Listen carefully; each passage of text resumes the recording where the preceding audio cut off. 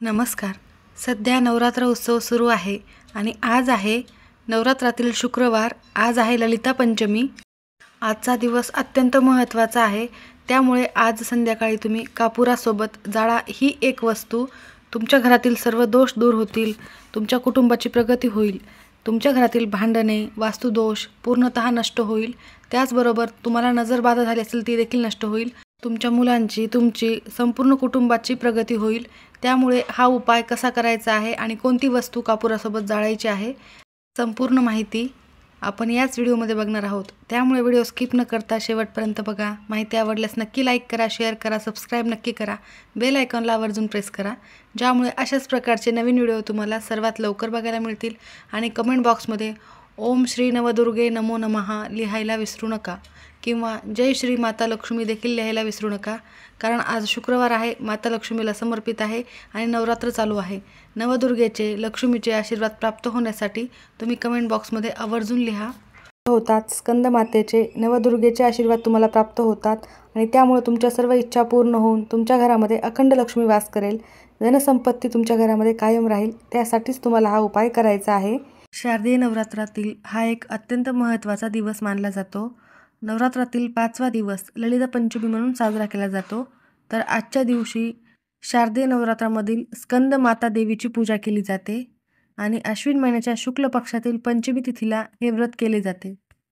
पौराणिक कथेनुसार या दिवशी ललिता मातेने भांडा नावाच्या राक्षसाचा वध केला होता. हा राक्षस कामदेवाच्या राखेतून उत्पन्न झाला होता.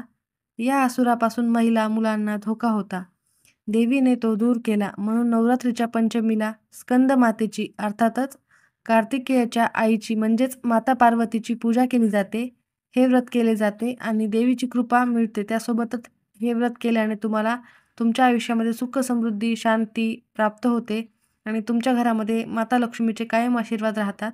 देवी ललिताविषयी पुराणात काय सांगितलेले आहे तर शक्तीची ललिता देवी.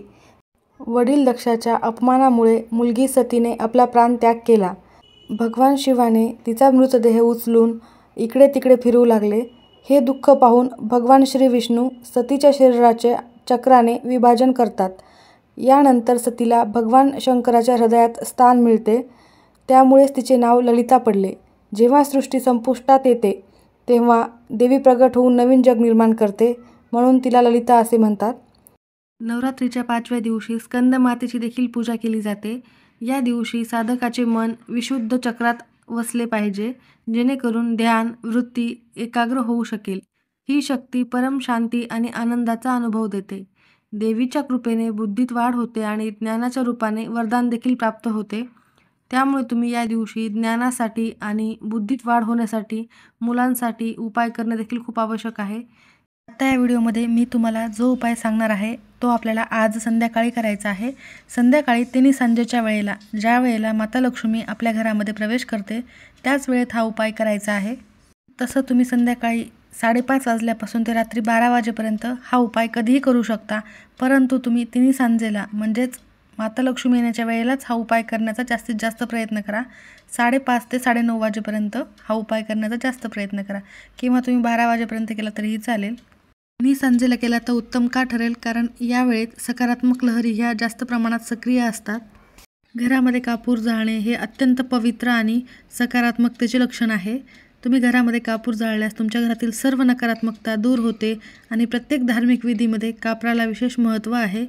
कापूर हा वातावरण शुद्ध करतो, त्याचबरोबर सकारात्मकतेमुळे आपले मन शांत होते आणि घरामध्ये प्रसन्न वाटत असते. आणि या प्रसन्न आणि सकारात्मक वातावरणामध्येच आपण कापुरासोबत ही एक वस्तू जाळल्याने आपल्या आयुष्यातील सर्व समस्या सहजच दूर होतील आणि तुमचे सर्व कामे देखील मार्गी लागतील. त्याचबरोबर तुम्हाला कधी कोणाची नजरबाधा झालेली असेल, म्हणजे कळत नकळत कोणाकडून तरी चांगले वाईट बोलले जाते किंवा कोणत्या शत्रूची वाईट नजर देखील तुम्हाला लागत असते, तुम्हाला जर नजरबाधा झाली तर तुम्हाला कोणतेही काम करा वाटत नाही, सतत आळस येत असतो. त्याचबरोबर तुम्हाला तुमच्या आयुष्यात प्रगती तुमची थांबते.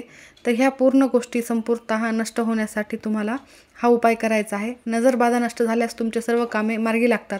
त्याचबरोबर तुमच्या घरामध्ये सतत आजारपण असेल, तुमच्या घराला कोणाचा नजरदोष लागला असेल, त्यामुळे घरातील प्रत्येक व्यक्तींमध्येच असे बदल तुम्हाला नकारात्मक दिसत असतील की घरामध्ये क्षुल्लक कारणावरून वादविवाद होत असतील किंवा आजारपण असेल किंवा तुमच्या घरामध्ये पैसा टिकत नसेल, खूप कष्ट आणि मेहनत करताय, पैसा घरात येतोय परंतु तो घरामध्ये टिकत नाही, काही ना काही कारणाने तो पैसा घराच्या बाहेर जातोय किंवा तुमच्या कोणत्याही इच्छा पूर्ण होत नाही, अशा असंख्य अडचणी जर असतील तर त्या अडचणी दूर होण्यासाठी तुम्हाला हा उपाय अत्यंत प्रभावी ठरणार आहे.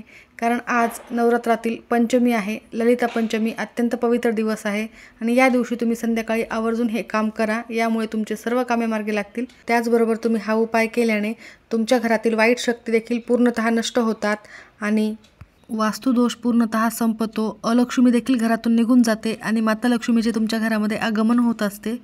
हा उपाय करण्यापूर्वी तुम्हाला अजून एक महत्त्वाचा उपाय करायचा आहे, तो देखील संध्याकाळीच करायचा आहे. तर संध्याकाळी तुम्ही 5 कणकीचे दिवे बनवा. त्यामध्ये शुद्ध गाईचे तूप टाकायचे आहे, दुहेरी कापसाच्या वाती लावायच्या आहेत व हे दिवे तुम्हाला तुमच्या देवघरासमोर ठेवायचे आहेत. त्यामध्ये थोडेसे त्याला कुंकू हळद लावायचे आहे आणि त्यामध्ये एक वेलची टाकायची आहे, हिरवी वेलची टाकायची आहे प्रत्येक दिव्यामध्ये आणि ते प्रज्वलित करायचे आहेत. त्यानंतर या दिव्यांनी तुमच्या देवघरातील देवांना औक्षण करून घ्यायचे आहे व तुमची घटस्थापना जिथे केली असेल तिथे देखील औक्षण करून घ्यायचे आहे व त्यानंतर हे 5 दिवे तुम्हाला तुमच्या मुख्य प्रवेशद्वाराच्या बाहेर ठेवायचे आहेत. उजव्या आणि डाव्या दोन्ही बाजूला 2-2 दिवे ठेवून मध्यभागी एक ठेवू शकता किंवा एका साईडला 3 आणि एका साईडला 2 असे 5 देखील ठेवू शकता. अशा प्रकारे हे 5 दिवे पंचमीच्या दिवशी लावल्याने तुमच्या घरातील सर्व दरिद्रता, नकारात्मकता पूर्णतः नष्ट होते आणि माता लक्ष्मी तुमच्या घरामध्ये प्रवेश करत असते. कणकीचे दिवे घेतले असल्यास तुम्ही दुसऱ्या दिवशी हे एका झाडाखाली नेऊन ठेवून द्यायचे आहेत आणि जर ह्या उपायासाठी तुम्हाला कणकीचे दिवे करणे शक्य नाही झाल्यास तुम्ही मातीच्या पंत्या घेऊ शकता. दिवे लागण झाल्यानंतर तुम्ही हे दिव्याचा उपाय करणार आहात आणि तेव्हाच तुम्हाला हा कापुराचा देखील उपाय करायचा आहे. त्यासाठी तुम्हाला एक आसन टाकून बसायचे आहे देवघरासमोर आणि तिथेच तुम्हाला एक मातीची पंती घ्या किंवा तुमच्याकडे कापूर जाळायचं भांडं असेल किंवा तुम्ही ज्यामध्ये कापूर नेहमी जाळतात ते भांडे, डिश काहीही घेऊ शकता. त्यामध्ये तुम्हाला मूठभर तांदूळ टाकायचे आहेत आणि तांदूळावर तुम्हाला 5 भीमसेनी कापुराच्या वड्या ठेवायच्या आहेत. भीमसेनी कापूर नसेल तर तुम्ही साधा कापूर देखील वापरू शकता. त्यानंतर त्यावर तुम्हाला एक तमालपत्र ठेवायचे आहे, तेजपत्ता आपण ज्याला म्हणतो, जे मसाल्यामध्ये वापरले जाते. धार्मिकदृष्ट्या तमालपत्राला अत्यंत महत्त्वाचे मानले जाते आणि खूप प्रभावी उपाय ठरतात. त्यामुळे तुम्ही तमालपत्राचा हा उपाय केल्याने तुमच्या आयुष्यातील सर्व नकारात्मकता नक्कीच दूर होईल. त्यासोबतच दारिद्र्यनाशक असलेल्या 2 लवंगा तुम्हाला त्या तमालपत्र आणि कापुरासोबत ठेवायच्या आहेत. त्यानंतर तुम्हाला हळद, कुंकू, अक्षता वाहून घ्यायचे आहेत देवाला. त्यानंतर तुम्हाला हा कापूर प्रज्वलित करायचा आहे. कापूर प्रज्वलित केल्यानंतर तुम्हाला तिथेच बसून नवार्ण मंत्राचा जप करायचा आहे. हा नवार्ण मंत्र तुम्हाला स्क्रीनवर दिलेला आहे. ओम ऐं ह्रीं क्लीं चामुंडाय विच्चे या मंत्राचा जप करायचा आहे. नवदुर्गेचा अत्यंत प्रभावी मंत्र आहे. यामुळे दुर्गादेवीचे आशीर्वाद प्राप्त होत असतात. हा उपाय करत असताना तुमचा घराचा मुख्य दरवाजा उघडा असायला हवा. त्यानंतर तुम्हाला हा कापूर जो आहे तो उचलायचा आहे आणि याचा धूर तुम्हाला तुमच्या संपूर्ण घरामध्ये पसरवायचा आहे. घरभर तुम्हाला हे भांडं घेऊन फिरायचं आहे व त्यानंतर तुम्हाला तुमच्या मुख्य प्रवेशद्वारावर जायचे आहे. तिथे थोड्या वेळासाठी हे भांडे ठेवायचे आहे. यामुळे घरातील सर्व नकारात्मकता, अलक्ष्मी घराच्या बाहेर निघून जाते आणि घरामध्ये माता लक्ष्मी प्रवेश करत असते. हा उपाय नवरात्रामध्ये दररोज केला तरी उत्तम ठरेल, कारण आपण 2 वेळेस घटस्थापना केलेली असल्यावर आरती करत असतो. ज्यांच्याकडे घटस्थापना नसेल त्यांनी देखील तुम्ही हा उपाय संध्याकाळी आवर्जून करावा आणि जे संध्याकाळी देखील आरती करतात त्यांनी त्यावेळेला कापूर जाळावा आणि कापुरासोबत या 2 वस्तू आवर्जून जाळायच्या. पण प्रत्येकाला हे जर शक्य नसेल तर तुम्ही आजच्या दिवशी आवर्जून करा आणि आजपासून तुम्ही दसऱ्यापर्यंत म्हणजेच विजयादशमीपर्यंत दररोज केला तरी उत्तम ठरेल. दुसऱ्या दिवशी यामधील जे तांदूळ आहेत ते तुम्ही एखाद्या झाडाखाली नेऊन टाकू शकता किंवा निर्माल्यात टाकले तरीही चालेल. त्याचबरोबर तुम्हाला अजून एक उपाय करायचा आहे. ललिता पंचमी ही मुलांसाठी अत्यंत महत्त्वाची मानली जाते, तर तुम्ही तुमच्या मुलांसाठी या दिवशी हा एक उपाय करा. तुमच्या मुलांच्या जिभेवर ऐं असा मंत्र लिहायचा आहे. मी तुम्हाला स्क्रीनवर देणारच आहे, तुम्ही तिथे बघू शकता. तुम्ही हा मंत्र सोन्याच्या काडीने किंवा तुळशीच्या काडीने किंवा दर्भाच्या काडीने लिहू शकता. मध घ्यायचा आहे, मधात काडी बुडवायची आहे व त्याने तुमच्या मुलांच्या जिभेवर लिहायचे आहे. त्यामुळे तुमच्या मुलाच्या बौद्धिक क्षमतेमध्ये वाढ होते आणि सरस्वती माता तुमच्या मुलांवर प्रसन्न होत असते. त्याचबरोबर या दिवशी ललिता सहस्रनामाचे पठण आवर्जून करावे. ललिता पंचम स्तोत्राचे देखील पठण करावे. या दिवशी श्रीयंत्रावर कुंकुमार्चन, ललिता सहस्रनाम स्तोत्राचे पठण आवर्जून करावे. अत्यंत महत्त्वाची सेवा आहे. ही सेवा नक्कीच करा आणि दिवसभरामध्ये तुम्हाला तुमच्या मुख्य प्रवेशद्वारावर हळदीने एक स्वस्तिक काढायचे आहे. केव्हाही करू शकता, दिवसभरात करा किंवा संध्याकाळी करा. तर आजच्या ह्या शुभ संधीवर आवर्जून हे उपाय करा. मुलांसाठी तर आवर्जून कराच. त्यासोबतच तुम्हाला व्हिडिओ आवडला असेल तर नक्की लाईक करा. सर्वांचे खूप खूप धन्यवाद.